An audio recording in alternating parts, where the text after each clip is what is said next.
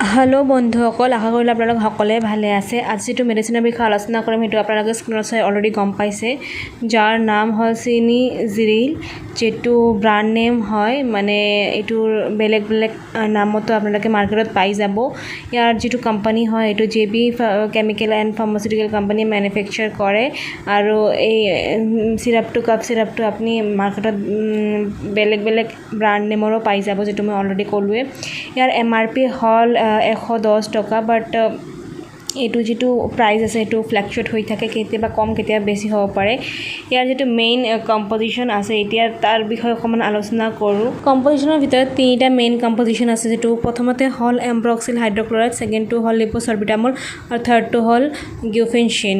যিটো এমব্ৰক্সিল হাইড্ৰক্লৰাইড আছে সেইটো একচুৱেলি মিউকাছটো পাতলা কৰে, মানে ঘনত্বটো কমাই দিয়ে, যাতে সৰু ল'ৰা ছোৱালী যেতিয়া হাওঁফাওঁ প্ৰব্লেম থাকে, শ্বাস ল'ব নোৱাৰে, তেতিয়া তেনে ক্ষেত্ৰত এই মেডিচিনৰ যিটো কম্পজিশ্যন আছে এমব্ৰক্সিলিন হাইড্ৰক্লৰাইড, এইটোৱে বহুত প্ৰকাৰৰ হেল্প কৰে, তাকি সৰু ল'ৰা ছোৱালী প্ৰপাৰ মানে অক্সিজেনটো ল'ব পাৰে। আৰু ছেকেণ্ডটো হ'ল লিপ'ছৰবিটামল, যিটো ব্ৰংকোডাইলেটৰ এটা কাম কৰে, মানে ব্ৰংকোডাইলেটৰ ক'ব পাৰি। আৰু যিটো মানে সৰু ল'ৰা ছোৱালী ছেইম কাম কৰে, যেনেকুৱা শ্বাস প্ৰশ্বাসত প্ৰব্লেম হ'লে তেনে ক্ষেত্ৰত এই কম্পজিশ্যনে হেল্প কৰে। থাৰ্ডটোৱে যেনেকৈ যিটো মই অলৰেডি ক'লোঁ গিউফেনচিন, সেইটোও অলৰেডি তেনেকুৱা ক্ষেত্ৰতে হেল্প কৰে। তিনিটা কম্পজিশ্যন যিটো আছে সেইটো প্ৰচুৰ পৰিমাণে হেল্প কৰে সৰু ল'ৰা ছোৱালীৰ ক্ষেত্ৰত শ্বাস প্ৰশ্বাসৰ বাবে। আৰু এতিয়া আমি চাম ইয়াৰ ইউজেছটো, মানে ব্যৱহাৰ কেতিয়া এই মেডিচিনটো ইউজ কৰিব পাৰে। বেচিকেলি যেতিয়া মানে কাহি থাকোঁতে কফ ওলায়, তেনে ক্ষেত্ৰত এই মেডিচিনটো ইউজ কৰা হয়। শ্বাস প্ৰশ্বাসত প্ৰব্লেম হ'লে এই মেডিচিনটো ইউজ কৰা হয়। নাকেদি পানী ওলালে, যেনেকুৱা ৰাণী নোজ যিটো কয়, তেনেকুৱা ক্ষেত্ৰত এই মেডিচিনটো ইউজ কৰা হয়। এলাৰ্জিক ৰিয়েকশ্যনতো এই মেডিচিনটো ইউজ কৰা হয়। চকুৰে পানী ওলালে কণ্টিনিউ, তেনেকুৱা ক্ষেত্ৰত এই মেডিচিনটো ইউজ কৰা হয়। বেচিকেলি চৰ্দি কাহত এই মেডিচিনটো বহুত পৰিমাণে সৰু ল'ৰা ছোৱালীক ইম্প্ৰুভমেণ্ট আনি দিয়ে, তেনেকুৱা ক্ষেত্ৰত এই মেডিচিনটো ইউজ কৰা হয়। এতিয়া আমি চাম এই মেডিচিনৰ ড'জেছটো বেচিকেলি সৰু ল'ৰা ছোৱালীৰ বয়স, ৱেইট আৰু মেডিকেল কণ্ডিশ্যন, হেল্থ চিটুৱেশ্যনৰ ওপৰত ডিপেণ্ড কৰে বেচিকেলি।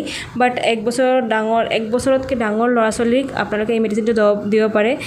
ড'জেছৰ বিষয়ে ক'বলৈ গ'লে 1 পৰা 5 বছৰৰ ল'ৰা ছোৱালীক আপোনালোকে 2.5 পৰা 3 ml লৈ দিব পাৰে। 5 পৰা 10 বছৰ বা 15 বছৰ ল'ৰা ছোৱালীক 5 ml কৈ দিব পাৰে। আৰু 15 বছৰৰ পৰা 17 বছৰ বা তাতকৈ বেছি 15 বছৰৰ ওপৰত ল'ৰা ছোৱালীবোৰক 7 পৰা 10 ml আপোনালোকে দিব পাৰে। এতিয়া আমি চাম এই মেডিচিনৰ ছাইড ইফেক্টটো। বেচিকেলি এই মেডিচিনৰ ছাইড ইফেক্ট তেনেকৈ দেখা নাযায়, যদিও তেনেকুৱা দেখা যায় তেতিয়াহ'লে আপোনালোকে তৎক্ষণাতে এই মেডিচিনটো বন্ধ কৰি দিব আৰু ডক্টৰৰ লগত কনচাল্ট কৰিব।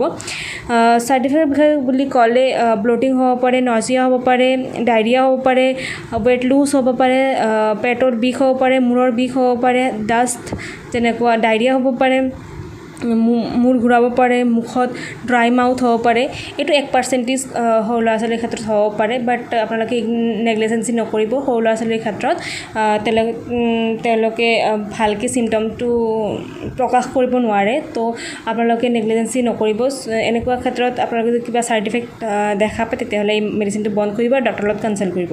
চ' এই মেডিচিনৰ বিষয়ে এইটোৱে আছিল এই মেডিচিনৰ বিষয়ে। আপোনালোকে যদি কিবা হেল্পফুল হয় মেডিচিনৰ এই ভিডিঅ'ৰ থ্ৰুদি মেডিচিনৰ বিষয়ে বা বেলেগ মেডিচিনৰ বিষয়ে আপোনালোকে জানিব খোজে, তেতিয়াহ'লে মোৰ এই চেনেলটো ছাবস্ক্ৰাইব কৰিব আৰু কমেণ্টৰ থ্ৰুদি জনাব। আৰু কিবা কুৱেৰিজ থাকিলে বা কিবা কুৱেশ্যন থাকিলে বা ডাউট থাকিলে এই ভিডিঅ'ৰ কমেণ্টত আপোনালোকে কমেণ্ট কৰিব পাৰে। চ' আজিলৈ ইয়ালৈ সামৰিলোঁ। নেক্সট ভিডিঅ'লৈ লগ পাম, তেতিয়ালৈ সুস্থ থাকক, ভালে থাকক।